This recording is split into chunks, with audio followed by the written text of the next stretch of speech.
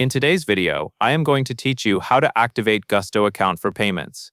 To get started, log into your Gusto admin account. Make sure you are signing in with an admin level login, because only admins can update billing and payment settings.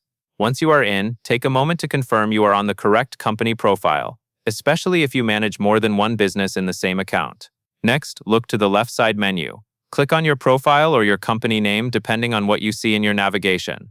This is where Gusto groups many of the account-level options. After you select it, you should see a settings area appear. From the settings options, find and click Plan and Billing. This section is where you manage how your Gusto account is paid for and, more importantly for payroll, where you connect the bank account used for payments. Now scroll down toward the bottom of the Plan and Billing page until you see the option to add bank accounts. If you do not see it right away, continue scrolling slowly, because it is often below the plan details and billing information. When you are ready, choose how you want to connect your bank. You can connect with Plaid for an instant connection, which is usually the fastest option, or you can choose manual entry, which uses test deposits and is helpful if you prefer not to connect through Plaid or if your bank does not support instant verification.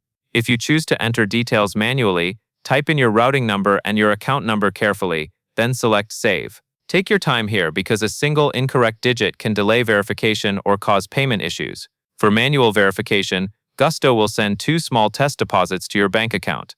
Check your bank transactions, and once you see both deposit amounts, return to Gusto and enter those 2 amounts exactly as shown.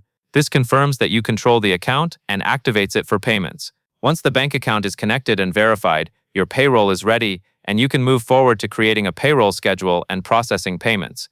That covers everything you need to know. And that is all there is to it.